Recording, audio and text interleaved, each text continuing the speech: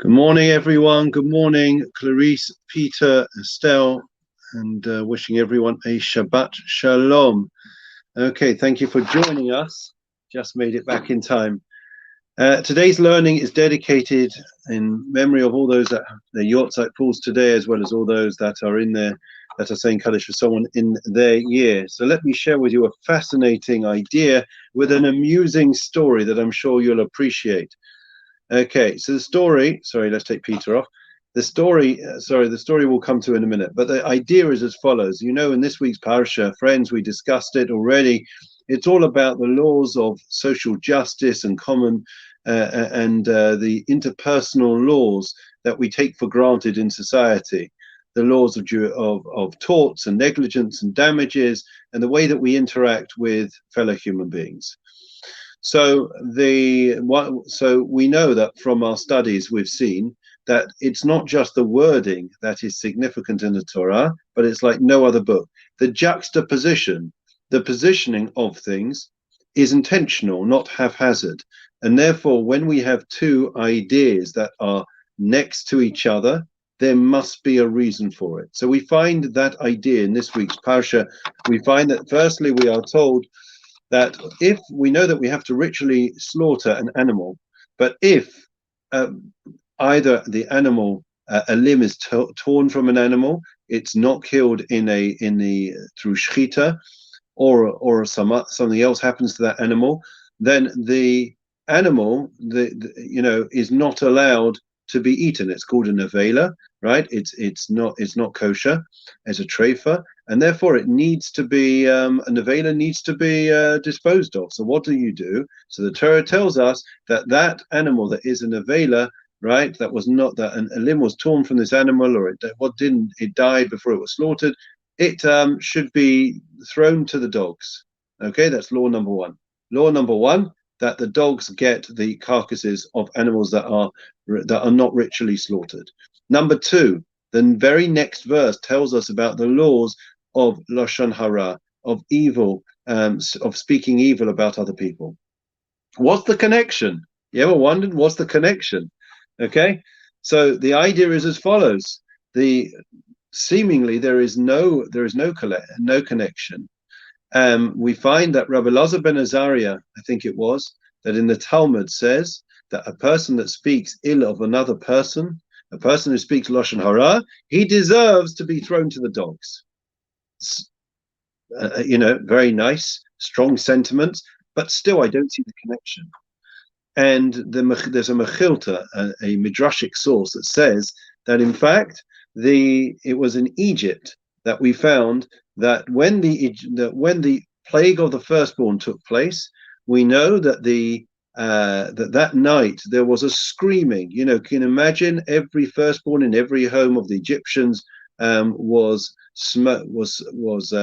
killed by the plague of the firstborn.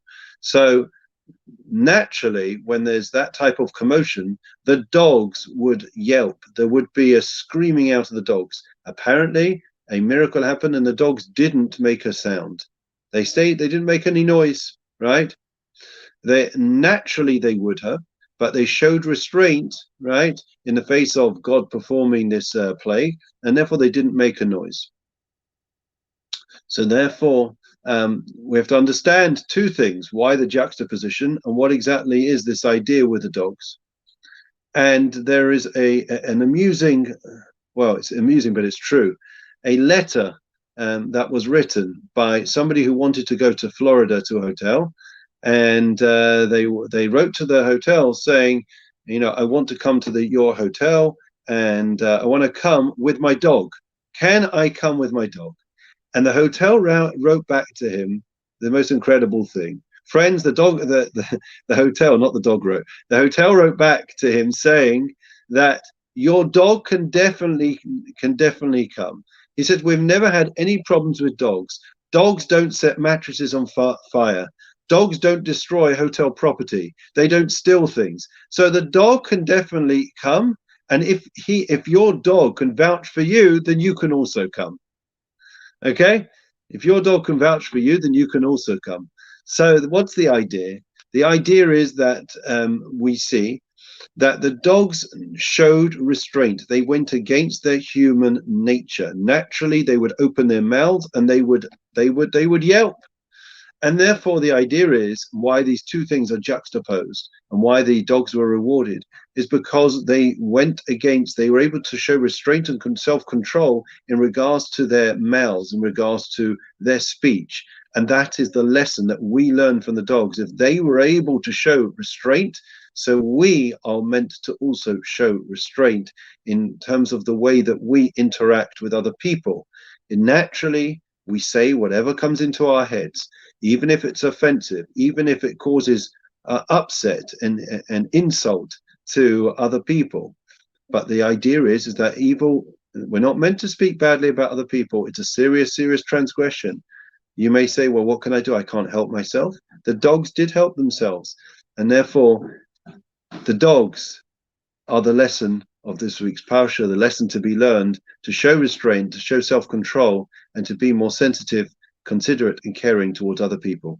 We're going to conclude now, as we do, with the Psalm of the day. We'll have in mind all those that need a refuah shlema. The Lord is my shepherd, I shall not want. He causes me to lie down in green pastures. He leads me beside still waters. He restores my soul.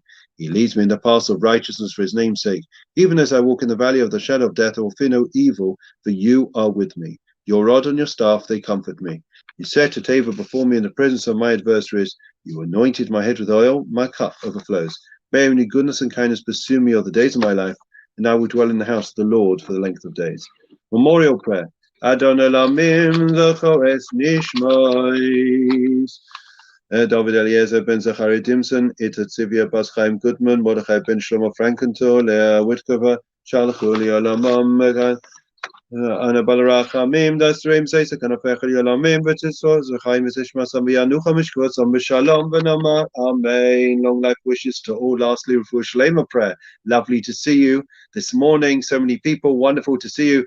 Refuah Shlema prayer in particular, I have in mind Ruth Tunkel and Elizabeth Balcony, two very special ladies, each in their own right, that need, along with so many others, a speedy and a full recovery and refuah shalema. Misha Berav Zain Rambis, Yaakov Moshe Aaron David Shlomo Yvarach Rebbe Zachelim. Bavu Shanu Mispalim Bavu Rambis Chazak Kodesh Baruch Hu Yimalei Rachem Aleihem Lachem Lefosam Yishlach Leim Fushlim Shemaim Lechol Avim Besof Shach Yisrael Refuah Sanefesh Fusa Guf Hashavak Zmakariv Amen. Take care, everyone. Remember, it's the Japan Shabbat this week. We're traveling to Japan this Friday night. Fascinating talk about the Jews of Japan, sushi, sake. Oh, it's all going to happen this Friday night, not to be missed. We can't wait to see you there. Sayonara. Take care.